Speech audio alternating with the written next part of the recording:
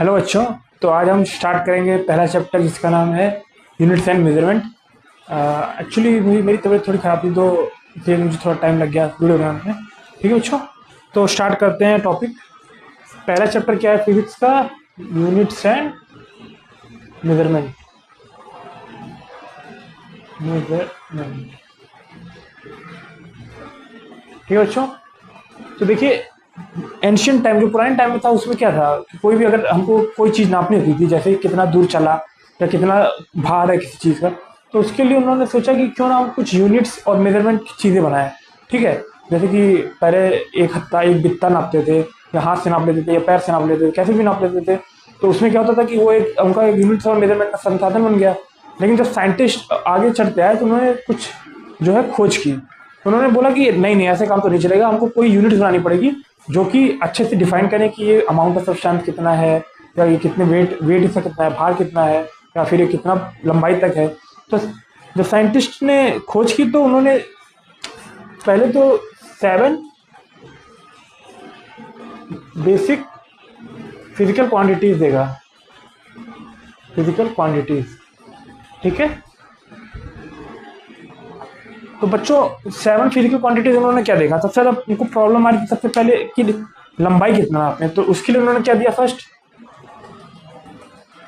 Length, ठीक है। तो उन्होंने बोला लेंथ एक फिजिकल क्वांटिटी मान लेते हैं जिसमें हम लंबाई किसी चीज़ की वो कितना मिलेंगे, इसका एसआई यूनिट। उन्होंने एसआई यूनिट बनाया, सीजीएस भी बनाया और एफपीएस भी बनाया। लेकिन आपको ज़्यादा जरूरी कौन सा है? SI unit. और सीजीएस भी काम आ जाता है कभी कभी, एफपीएस बहुत कम काम आता है, ठीक है। फुट पाउंड सेकेंड, ठीक है, उतना नहीं काम आता। तो देखो लेंथ उन्होंने बताया, और इसका जो है एसआई यूनिट क्या होगा? एसआई यूनिट हो जाएगा इसका मीटर, ठीक है। तो ये उन्होंने पहला चीज दिया साइंटिस्ट ने कि जो लंबाई नापेंगे हम उसे एक यूनिट में नापेंगे जिसका नाम है मीटर, और उसको एम स्मॉल एम से दिखाते हैं, ठीक है। फिर दूसरा उन्होंने देखा कि भाई भार बहुत आता है किसी चीज का, उसको कैसे डिफाइन करें। तो उन्होंने क्या बोला कि हम उसको एक दूसरी क्वांटिटी से डिफाइन करेंगे जो कि होता है आपका क्या? मास। और किसमें नापते हैं इसको? ऐसा यूनिट क्या होती है? केजी, ठीक है।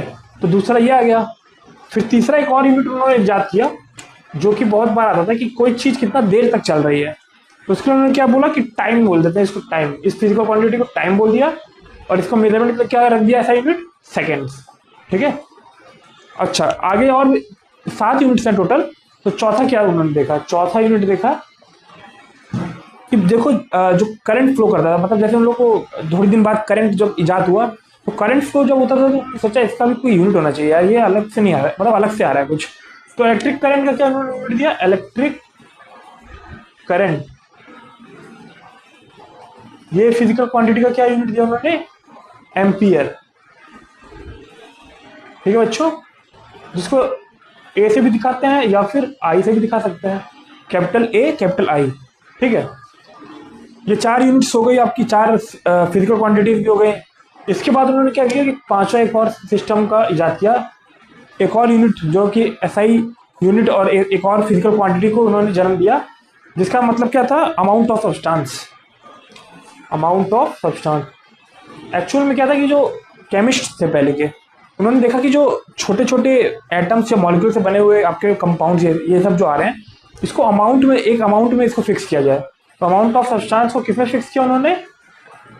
मोल से। उसका यूनिट क्या होता है? मोल, MOL, मोल, ठीक है। तो ये हो गए 5 फिजिकल क्वांटिटीज जो कि बेस फिजिकल क्वांटिटीज हैं, बेसिक, और इनके एसआई यूनिट्स, ठीक है। तो इतना नोट कर लीजिए आप लोग, तब मैं आगे का बताऊं, ठीक है बच्चों। आई होप कि आपको ये सब समझ में आ रहा होगा। पहली क्लास है मेरी ये आज आपके सामने, जो कि मैं लिख के बता रहा हूँ। इससे पहले मैंने कुछ वीडियोस डाली हैं, आप देख सकते हैं, शॉर्ट वीडियोस, जिसमें कि फिजिक्स के कुछ अच्छे अच्छे कॉन्सेप्ट बताए गए हैं, ठीक है। आई होप कि आप लोगों ने ये कर लिया होगा, या आप लोग को आता भी होगा, हो सकता है पहले से, ठीक है। तो यहाँ तक मैंने 5 फिजिकल क्वांटिटीज बताई थी आपको, जो कि बेसिक फिजिकल क्वांटिटीज हैं। अब छठवां और सातवां बताऊंगा, ठीक है बच्चों। देखिए छठवां क्वांटिटी क्या था?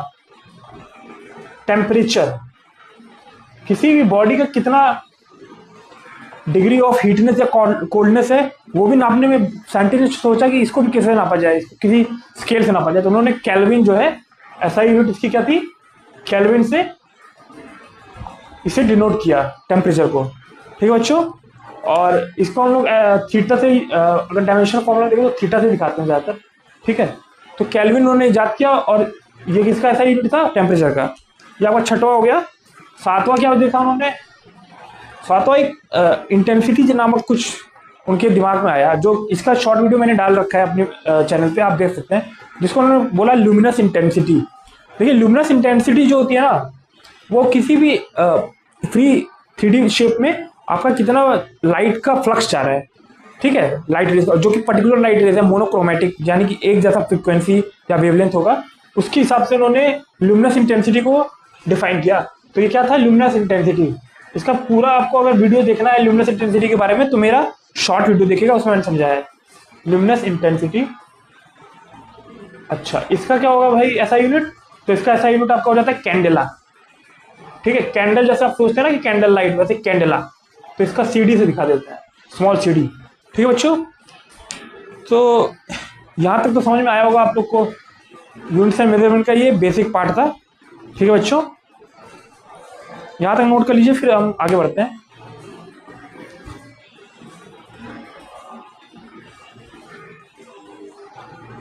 आई होप कि आप लोग को समझ में आ रहा हो जो चीज़ें मैं बता रहा हूँ। ठीक है बच्चों, इतना मुश्किल नहीं है, आसानी है चीज़ें। फिर देखिए कुछ डेराइव्ड यूनिट्स भी आई थी। डेराइव्ड यूनिट्स कैसे होती हैं बताइए। Derived physical quantities and units.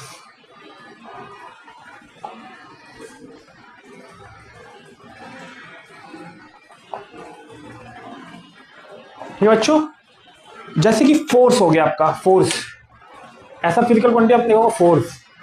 तो इसको देखो कौन कौन बना रहे हैं, ये होता है मास इनटू एक्सेलरेशन। तो यहाँ यानी कि मास का भी कुछ टर्म आ रहा है और एक्सेलरेशन का तो आ ही रहा है एल, क्योंकि आप लोग जब इसको डायमेंशन फॉर्म में लिखेंगे तो क्या आएगा, MLT-2। देखिए ये डिराइव्ड यूनिट है, इसमें MLT-2 जो मैंने आपको पहले बताया था, MLT-2 यहाँ पे दिखा रहा है, यानी ये डिराइव्ड फिजिकल क्वांटिटी है। ठीक है, ऐसे आप और भी देख सकते हैं। ठीक है बच्चों, और एक ऐसा क्वांटिटी था जो कि इन्होंने बताया जिससे हम कि एंगल और सॉलिड एंगल नापते हैं। सॉलिड एंगल के बारे में आपको पता होना चाहिए, मैंने अपने शॉर्ट वीडियोस में डाल रखा है, अगर आपको सॉलिड एंगल के बारे में अच्छे से जानना है तो वहां जाके आप चेकआउट कर सकते हैं। ठीक है, 2 वीडियोस हैं। तो देखिए क्या हुआ,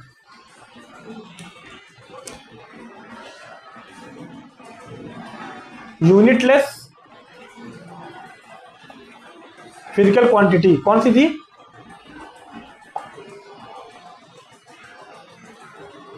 क्या हो गया इसका मतलब, पहला क्या था, एंगल, यानी कि कौन सा एंगल, प्लेनर एंगल। ठीक है, इसकी यूनिट क्या है बच्चों, तो इसकी यूनिट हम इसे किस में नापते हैं, ज्यादातर रेडियन में नापते हैं, रेडियन। ठीक है, और दूसरा क्या था आपका, सॉलिड एंगल। इसके बारे में अच्छे से वीडियो बनाइए, आप देख लीजिएगा।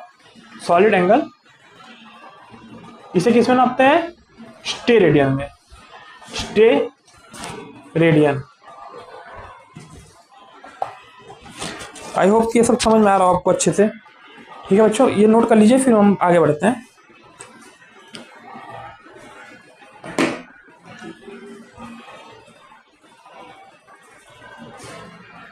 बच्चों मैं अगर रेगुलर क्लास लेता रहूँगा तो आपको सारी फिजिक्स अच्छे से समझा दूंगा, जो कि बेसिक से बेसिक डाउट्स हैं। ठीक है, आई होप कि मैं ये क्लासेस कंटिन्यू कर पाऊँ, क्योंकि मेरी थोड़ी सी तबीयत खराब रहती है, so that is why I need to take some rest. Okay बच्चों, तो आशा करता हूँ ये आपने लिख लिया होगा।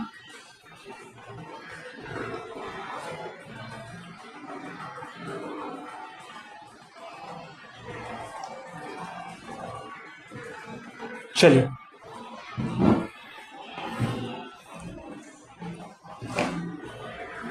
अब क्या पढ़ेंगे, देखिए सिग्निफिकेंट फिगर्स। आपको पता है सिग्निफिकेंट फिगर्स क्या होते हैं,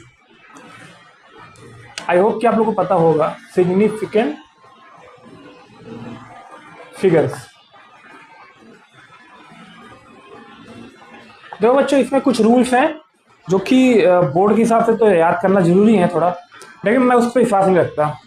अगर आपको किसी भी यूनिट में जो मेजरमेंट दिए वो अगर आपने साइंटिफिक नोटेशन में सही से लिख दिया ना, तो आपको सारी जो है सिग्निफिकेंट फिगर्स का आइडिया हो जाएगा। जैसे देखिए साइंटिफिक नोटेशन क्या होता है। Scientific notation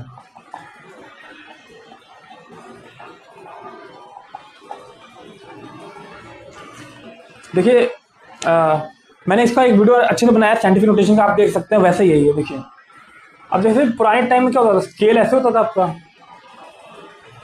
1 2 3 4 5 6 7 8 9 10। देखिए पहले वाले जो स्केल्स होते थे ना एंशियंट टाइम में, उनको 10 तक ही रीडिंग आती थी समझ में, ठीक है।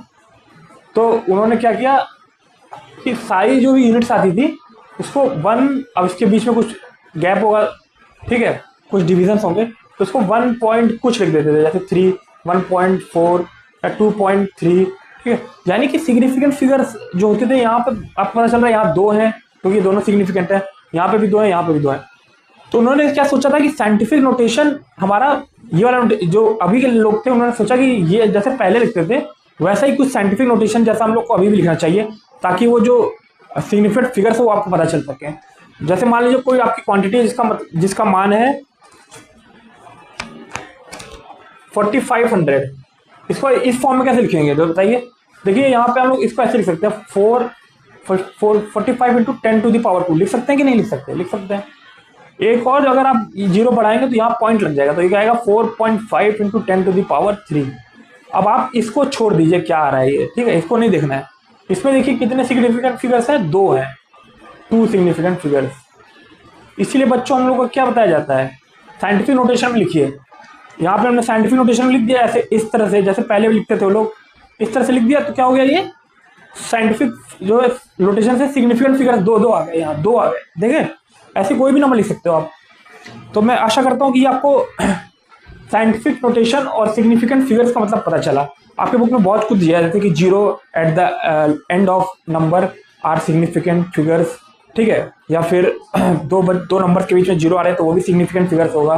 तो ये सब रूल्स आप देख सकते हो, लेकिन ये सबसे सिंपलेस्ट रूल है कि आप साइंटिफिक नोटेशन में लिख दीजिए कोई भी नंबर, और या फिर कोई भी जो आपकी मेजरमेंट आ रही है, और उसको फिर क्या करिए उसमें साइंटिफिक नोटेशन में जो सिग्निफिकेंट फिगर्स आ रहे होंगे इसमें ए वाले पार्ट में, ये a इंटू 10⁻b पार्ट है, तो ए वाले पार्ट में कितने आ रहे हैं सिग्निफिकेंट फिगर्स, वही आपका आंसर हो जाएगा, ठीक है। आई होप कि ये क्लियर हुई आपको ये सारी चीज़ें, ठीक है बच्चों।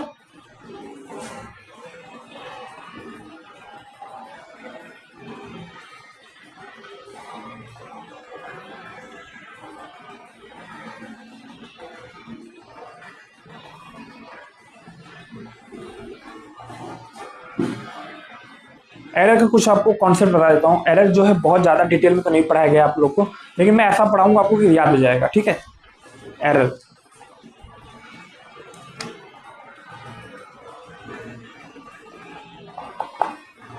बच्चों देखो, जैसे मैंने ये एरर का एक वीडियो भी डाल रखा है शॉर्ट का, आप देख सकते हैं, उसमें वही अच्छे से समझाया मैंने। देखिए पहले क्या होता था ना, पहले ये होता था कि सारी जो क्वांटिटीज आपने मेजर की है उसमें थोड़ा बहुत क्या होता था, वेरिएशन आता रहता था। तो साइंटिस्ट ने क्या किया कि एकदम आइडियल कंडीशंस ले लिया, आइडियल कंडीशंस ले लिया, यानी कि वैक्यूम कर दिया, या फिर क्या कर दिया, उसको सील कर दिया, बंद कर दिया, हीट ट्रांसफर 0 कर दिया।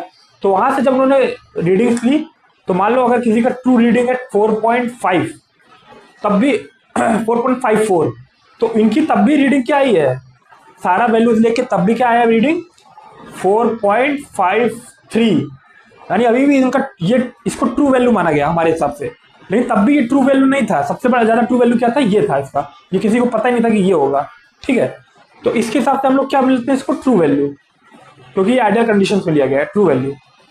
अब क्या हो देखिए, अब मान लीजिए मैंने रीडिंग्स ली है अपने हाथ से और इंस्ट्रूमेंट ले लिया, तो मेरी रीडिंग एक बार क्या आ रही है 4.51, 4.576, 4.58 ऐसे आ रही रीडिंग, ठीक है।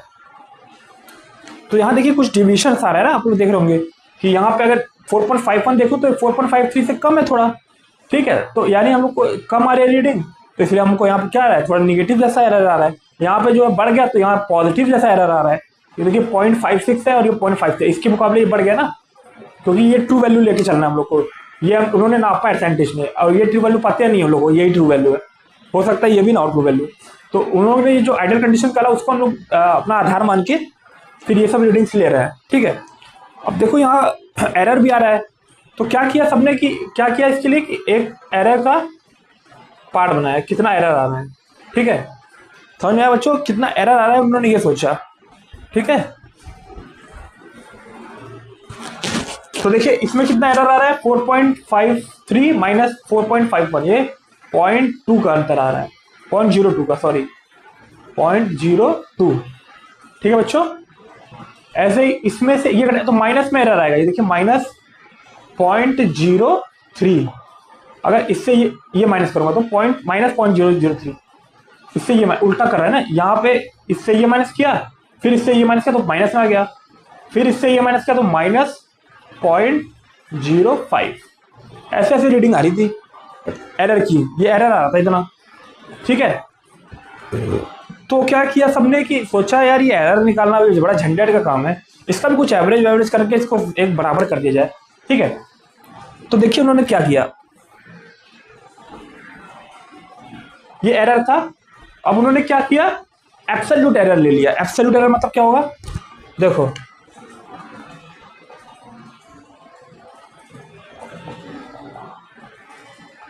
बच्चों यहाँ देखो एब्सोल्यूट एरर क्या होगा, जैसे कि कहीं पे एरर आ रहा है 0.2, कहीं पे आ रहा है 0.3, कहीं पे आ रहा है -0.5, कहीं पे आ रहा है ये इसका नहीं बता रहा मैं, कहीं और का बता रहा हूँ, ठीक है। कहीं पे आ रहा है आपका 0.7, ठीक है, ऐसी रीडिंग आ रही है आपकी। और ट्रू वैल्यू कितनी है आपकी, ट्रू वैल्यू यहाँ पे कितनी हो जाएगी, 0.4 है, ठीक है। तो ऐसा एरर आ रहा है, ये माइनस में है 0.5 एरर, ये माइनस में है 0.7 एरर। तो क्या किया, एब्सोल्यूट एरर लेने के लिए उन्होंने क्या किया, ये तो एरर था, इसका एब्सोल्यूट एरर लेने के लिए इसने मॉड लगा दिया, यहाँ पे मॉड, यहाँ पे भी मॉड।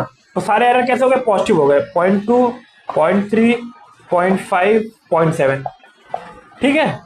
ये सारी एब्सोल्यूट एरर आ गई। अब इसका मीन ले लिया उन्होंने। मीन क्यों लिया, ताकि सारी एरर जो डेविएशन कर रही है वो एक मीन होकर एक ऐसा पॉइंट बनाए जो कि इस एब्सोल्यूट वैल्यू की, जो कि वैल्यू है ट्रू वैल्यू, उसके एकदम पास आ जाए। एरर अगर सबसे पास आ जाएगा तो वो क्या एवरेज एरर माना जाएगा ना, माने इतना एरर लगभग आना ही आना है, तो इसलिए इसका एवरेज लिया। में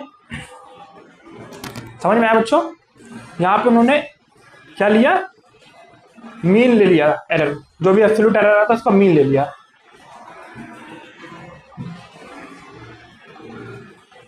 अच्छा यही मीन अगर मैं निगेटिव लेके करता तो भी तो सेम आता ना। मान लो कि ऐसे मीन एब्सोल्यूट एरर क्या हो गया, मीन एब्सोल्यूट एरर। तो बच्चों अगर मैं यही वैल्यूज को अगर मैं पॉजिटिव लेके करूंगा तो क्या आएगा, 0.2 plus 0.3 plus 0.5 plus 0.7 divided by कितने नंबर ऑफ रीडिंग है, देख लो 1 2 3 4, तो 4 से डिवाइड कर दिया। ये क्या गया, मीन एब्सोल्यूट एरर। सबको पॉजिटिव में ले लिया, जो भी नेगेटिव एरर था उसको भी, और यहाँ पे सबको ऐड करके divided by number of observation. तो ये कुछ वैल्यू आएगी, ठीक है। कितना आ रही है, 0.51, तो ये लगभग आ रही है आपकी पॉइंट, ठीक है बच्चों, 5.5, और उसके बाद आपको कितना आ रहा है, 0.55 आ रहा है लगभग। तो ये एरर जो है क्या है, एवरेज एरर है। तो बच्चों अगर मैं इसका मीन निगेटिव एब्सोल्यूट एरर ले लूं, negative error, mean negative error, ठीक है, एब्सोल्यूट मीन निगेटिव एब्सोल्यूट मतलब इसका अगर ये जो एरर आ रहे थे उनको माइनस में ले लूं सबको, तो सबको माइनस में ले लूंगा तो क्या होगा, देखो -0.2 आ जाएगा, -0.3 आ जाएगा, ये तो वैसे का वैसा रहेगा 0.5 माइनस के साथ और 0.7 माइनस के साथ। तो देखो अगर सबको प्लस करके फिर 4 से डिवाइड करेंगे तो यही आएगा, लेकिन वो आएगा माइनस में 0.55। तो सब बच्चों क्लियर हुआ फंडा, ये जो एरर को हरदम ऐसे लिखते हैं कि 1 + -0.5, 1 + -0.2 प्लस 3 + -0.2, ठीक है। ऐसे इसलिए लिखते हैं क्योंकि प्लस में भी वही एरर आ रहा है और माइनस में भी वही एरर आ रहा है, तो इसीलिए दोनों का एवरेज लेके लिख देते हैं। जैसे आपको कोई क्वांटिटी लिखा है यहाँ पे, जैसे रेजिस्टेंस लिखा है, रेजिस्टेंस = 4 ± 0.5, तो इसका मतलब कि ये जो है ना, ये मीन एब्सोल्यूट एरर है। क्या है ये, मीन एब्सोल्यूट एरर है। और ये एक बार प्लस वाला लेके दिखा, एक बार माइनस वाला लेके, तभी ये दोनों बराबर आ रहा है। यहाँ देखो बराबर आया ना, इसलिए बराबर आता है ये, वहां पे भी बराबर आ रहा है, प्लस में भी और माइनस में भी, तो इसीलिए इसको ऐसे लिखा जाता है। बच्चे कंफ्यूज जाते हैं सर प्लस माइनस 0.5 ही क्यों लिखा है, प्लस 0.5 माइनस 0.6 क्यों नहीं लिखा है, तो उसको ऐसे इसलिए लिखते हैं। ठीक है, तो ये आपका एब्सोल्यूट मीन एब्सोल्यूट एरर हो गया। एक होता है रिलेटिव एरर। ठीक है बच्चों, रिलेटिव एरर होता है, आज का लास्ट टॉपिक है ये रिलेटिव एरर। उसके बाद हम नेक्स्ट लेक्चर में कंटिन्यू करेंगे बच्चों। देखो रिलेटिव एरर क्या होता है, इसी का पार्ट है रिलेटिव एरर। बच्चों अगर मैंने कोई रीडिंग ली है, ठीक है, मान लो मेरा ट्रू वैल्यू जो है वो क्या है 4 है, ठीक है, और उसका एरर जो आ रहा है उसमें वो कितना आ रहा है लगभग 0.00001। क्या आप कंसीडर करोगे इस एरर को? इसके लिए नहीं करोगे ना। अगर कर भी लिया तो कितना ही अंतर लाएगा, बहुत कम अंतर लाएगा। जब लगभग यही वैल्यू हो जाएगी तो इसका मतलब है कि एरर का भी एक रिलेटिव आइडिया होता है कि एरर को कब हमको सिग्निफिकेंटली कंसीडर करना है, कब नहीं करना है। तो यहाँ पे रिलेटिव एरर अगर मेरा 0.2 होता तो मैं कंसीडर जरूर करता। तो यहाँ पे रिलेटिव एरर क्या हो जाता मेरा, relative error will be equal to, कितना एरर आ रहा है 0.2 अपॉन ट्रू वैल्यू में, ट्रू वैल्यू 4 है, तो ये क्या हो गया रिलेटिव एरर। इसी को मैं अगर इंटू कर दूं 100 से तो ये क्या हो जाएगा रिलेटिव परसेंटेज एरर, या परसेंटेज एरर बोलते हैं इसको, परसेंटेज एरर। ठीक है, 100 से इंटू कर दो तो परसेंटेज एरर आ जाएगा। ठीक है बच्चों, तो आई होप कि आज के जो लेक्चर है आप लोगों को समझ में आया होगा अच्छे से। अगले दिन हम फिर मिलेंगे आपके इसी चैनल पे, तो आशा करता हूँ कि ये लेक्चर आपको बहुत अच्छा लगा हो। वेलकम टू आवर चैनल हरदम up level up your physics with us. Thank you.